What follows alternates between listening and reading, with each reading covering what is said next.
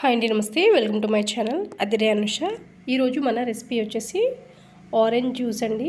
Taste అయితే చాలా బాగుంటుంది. మనకి సమ్మర్ వచ్చేసింది కదా, సో సమ్మర్ అంటే మనకి ఫస్ట్ గుర్తొచ్చేసేవి మనకి ఎక్కువగా జ్యూసెస్ అండి. సో బయటికి వెళ్ళి వచ్చినప్పుడు చల్లగా ఏమైనా తీసుకుంటే బాగుంటుంది అన్న ఫీలింగ్ అయితే వస్తుంది మనకి. కూల్ డ్రింక్స్ అవి హెల్త్కి అంత మంచిది కాదు కాబట్టి ఇంట్లో ఏమన్నా ఫ్రూట్స్ ఉంటే వాటితో మనం జ్యూస్ అనేది ప్రిపేర్ చేసుకోవడానికి ట్రై చేస్తాం. సో హెల్తీగా చేసుకోవాలి అనుకుంటే కనుక ఈరోజైతే ఆరెంజ్ జ్యూస్ సింపుల్గా ఎలా ప్రిపేర్ చేసుకోవాలో ఈ వీడియోలో అయితే మీకు క్లియర్గా చూపిస్తున్నాను. సో ఫస్ట్ ఆరెంజెస్ తీసుకొని ఈ విధంగా పీల్ ఆఫ్ చేసుకోవాలి నీట్గా. దానిపైన ఉన్న లేయర్ అయితే తీసేయాలి.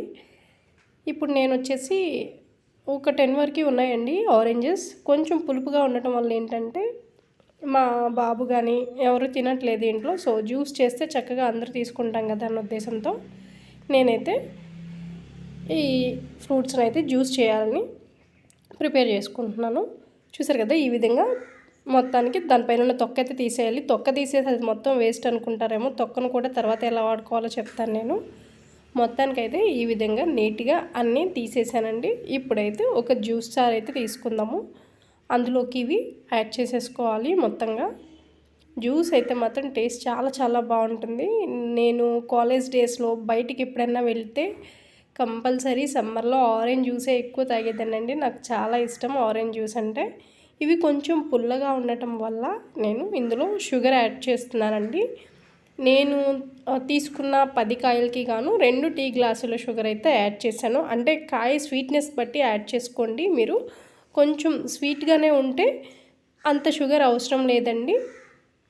మనకి అందులో ఒక 3-4 టేబుల్ స్పూన్ల షుగర్ వేసుకుంటే సరిపోతుంది. షుగర్ వద్దు, ఇంకా హెల్తీగా కావాలి అనుకునే వాళ్ళు మాత్రం పటిక బెల్లం పౌడర్ ఉంటుంది కదా, అదే యాడ్ చేసుకోవచ్చు. మీ ఇష్టం అండి. ఈ విధంగా ఒక ట్రే ఐస్ క్యూబ్స్ మొత్తం ఇందులోకైతే యాడ్ చేశానండి. చూస్తున్నారు కదా. సో జనరల్గా చిన్నపిల్లలు తాగేట్లయితే పటిక బెల్లం వేసుకుంటే చాలా మంచిది. ఇందులో ఇవి నలగటం కోసం ఒక్క టీ గ్లాస్ వాటర్ అయితే యాడ్ చేశానండి. ఇప్పుడైతే చక్కగా గ్రైండ్ చేసేద్దాము. చాలా సింపుల్గా చేసేసుకోవచ్చు. ఎక్కువ టైం అయితే అస్సలు పట్టదు ఈ ఆరెంజ్ జ్యూస్ చేసుకోవడానికి. జస్ట్ ఒక్క 5 మినిట్స్ టైం ఉంటే చాలు మనకి.